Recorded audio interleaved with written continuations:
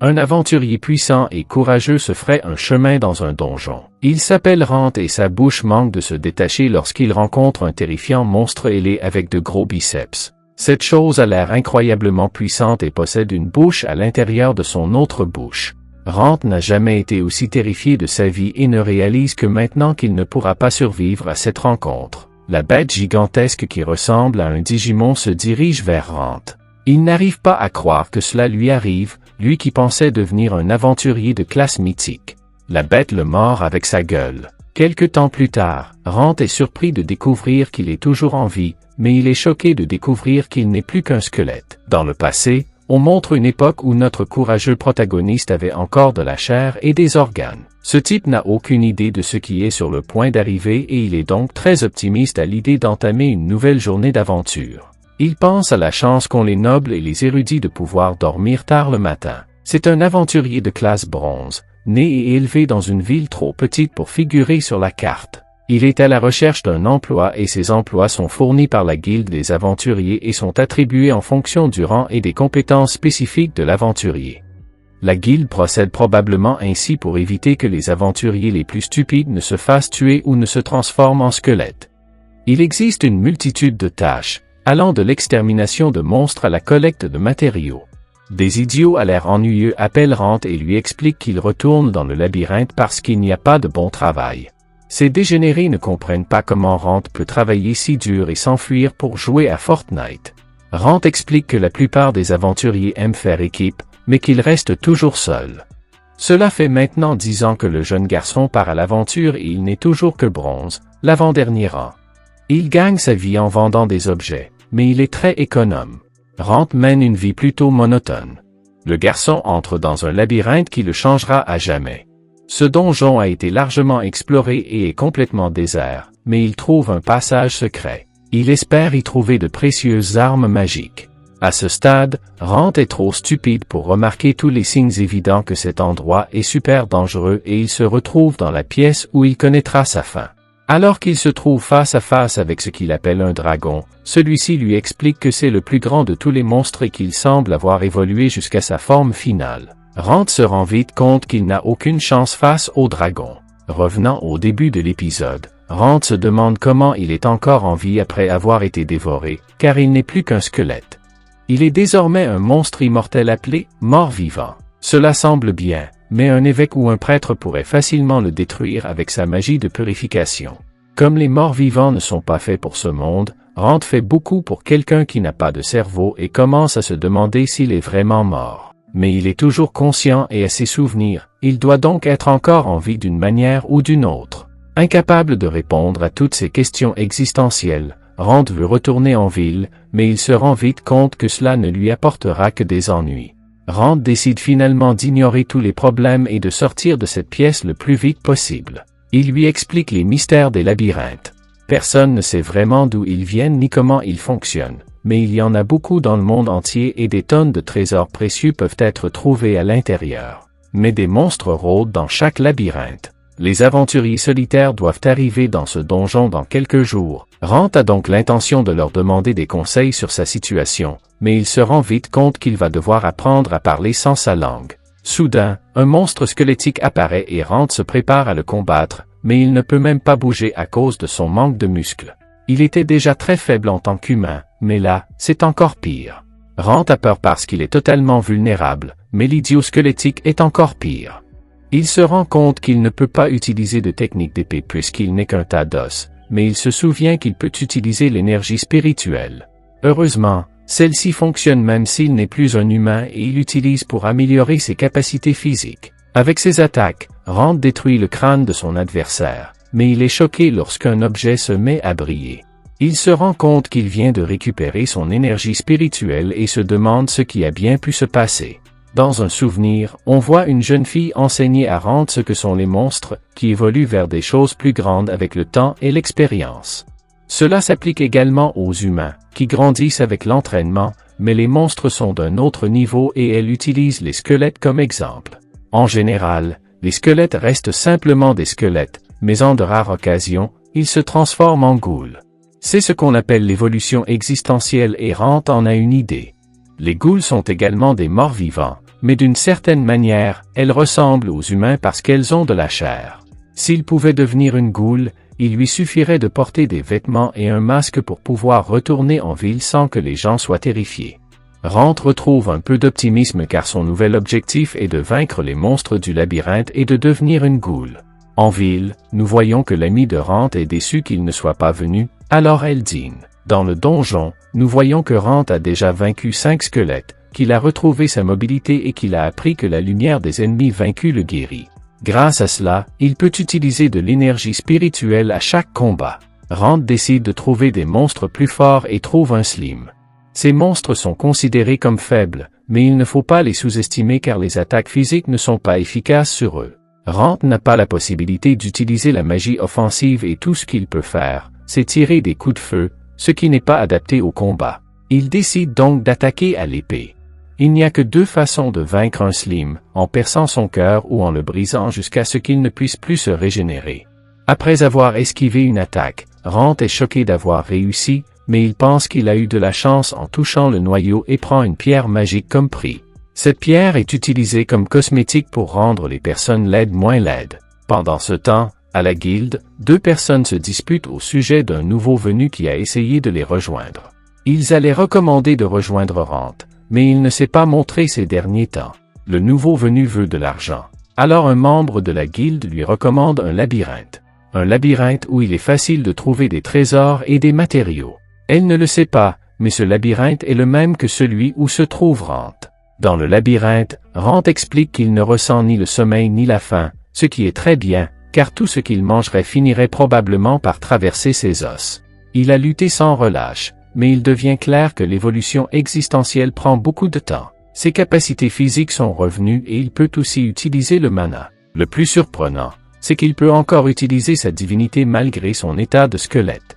En plus de guérir les blessures et les maladies, la divinité peut purifier l'eau et retarder la détérioration des aliments. Pour l'instant, il se concentre sur son objectif et réfléchit au nombre de monstres qu'il peut affronter en même temps. Rand s'en veut ensuite de sa faiblesse, même après avoir été aventurier pendant 10 ans et s'être entraîné pendant 20 ans, il a donc de l'esprit, de l'énergie, du mana et une déité. Les aventuriers de haut rang ont rarement les 3, mais Rand aimerait n'avoir qu'un seul pouvoir fort. D'habitude, les gens comme lui ne sont pas faits pour l'aventure, mais Rand s'est entraîné tous les jours et n'a jamais échoué. La jeune fille lui a appris à connaître les monstres et il a poursuivi son chemin pour atteindre son objectif, devenir un aventurier de classe mythique, le rang le plus élevé. Même les personnes naturellement douées n'y parviennent pas facilement. Rand est déterminé à le devenir et même la transformation en squelette ne l'arrêtera pas. Rand vainc un autre Slim, mais il s'arrête lorsque la lumière qui en sort cette fois-ci est très différente des autres. Son corps commence à changer. Des muscles se forment sur tout son corps et des cheveux poussent sur son crâne. La peau et les yeux suivent peu après et lorsque le processus est terminé, il est enfin capable de grogner. Rand a réussi à se transformer en goule. En réalité, ce n'est qu'un horrible cadavre desséché, mais il est heureux d'avoir enfin un peu de viande. Le plus important pour l'instant, c'est que s'il continue à travailler dur, il pourra peut-être devenir un mort-vivant d'un niveau encore plus élevé, peut-être même un vampire. Il essaie sa nouvelle voie, mais tout ce qu'il en sort est un rugissement, mais après une nouvelle tentative, il parvient à dire bonjour. Les gobelins peuvent être dangereux en groupe, mais l'utilisation de l'environnement pour les forcer à se battre en un contre un les rend plus faciles à vaincre. Après avoir pris du muscle grâce à l'évolution existentielle, Ren peut désormais se déplacer plus facilement que lorsqu'il n'était qu'un squelette. Son esprit, son mana et sa puissance de sacre ont également augmenté, ce qui lui permet d'améliorer son épée. Il est maintenant plus fort que lorsqu'il était humain. Soudain, Ren entend quelqu'un se battre dans le donjon. C'est la fille de la guilde de l'autre jour, qui fait tout son possible pour tuer un squelette. Rent est heureux de voir une humaine, mais il ne peut pas l'approcher dans cet état. Rent connaît la plupart des aventuriers de la ville et devine rapidement qu'il s'agit d'une novice. Il la suit discrètement dans le donjon, mais panique lorsqu'il la voit prendre le mauvais chemin. Rent sait que la jeune fille a de bonnes bases, mais qu'elle manque de force et ne fait pas attention à ce qui l'entoure. La jeune fille déclare qu'elle veut devenir une aventurière à part entière en s'élançant sur le squelette, mais celui-ci saisit son épée et s'apprête à frapper. C'est alors que Rent entre en scène, tranchant le squelette en deux d'un seul coup. Rent tente d'expliquer qui il est et qu'il n'est pas un ennemi en lâchant son épée. La jeune fille le comprend, remarque qu'il est un peu différent des monstres normaux et commence à le remercier de l'avoir sauvé. Rent a une requête à lui faire, il veut une robe pour pouvoir entrer dans la ville. Il lui tend un sac rempli de pièces en lui précisant qu'elle peut garder la monnaie. Il l'escorte jusqu'à la sortie et, bien qu'elle se méfie encore de lui, elle promet de lui rendre l'appareil. N'importe quel aventurier aurait immédiatement signalé Rent à la guilde, mais il se doutait bien qu'elle ne le trahirait pas de la sorte. Elle se précipite immédiatement à la guilde, impatiente de demander quelque chose. Rent a du mal à le croire, mais il est plus fort que sous sa forme humaine, non seulement physiquement, mais aussi parce que son corps bouge exactement comme il le souhaite. Il se demande si ceux qui sont meilleurs que lui voient aussi le monde de cette façon. Il entend soudain la fille l'appeler par son nom. Elle est revenue comme promis. Rent parlait plus couramment, cela lui a demandé beaucoup d'entraînement. La fille lui a apporté des vêtements. Il s'approche lentement, mais la fille recule, elle a peur. Elle s'excuse et demande plus de temps pour s'habituer à lui. Rent sort une robe de mage parfaite. Elle peut couvrir tout son corps. Elle a aussi acheté une paire de bottes et des gants, ainsi que des bandages pour couvrir sa peau. Il s'équipe tout de suite et les vêtements lui vont à merveille. Il bloque un peu sa vision, mais cela ne devrait pas poser de problème.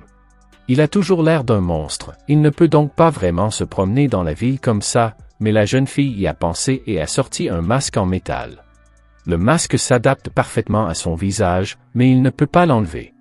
Elle l'a acheté dans une échoppe suspecte, parce qu'il était étonnamment bon marché et qu'elle pensait qu'il serait utile. Il valait 3 pièces de cuivre, soit l'équivalent de 3 pains. Le masque est probablement une malédiction qui s'active lorsqu'il est posé sur le visage. Rent tente d'utiliser le pouvoir sacré pour enlever le masque, choquant la fille par la même occasion en lui montrant qu'un mort-vivant peut utiliser la divinité, mais il manque d'énergie avant d'y parvenir. Elle s'excuse pour le masque maudit, mais Rent la calme, car il n'a pas d'autre moyen de cacher son visage. Le masque a réagi au pouvoir sacré, il peut donc économiser de l'argent et demander à un prêtre puissant de l'enlever. Il veut toucher la jeune fille pour la consoler, mais il se retire. Elle lâche son épée et prend la main de Rent.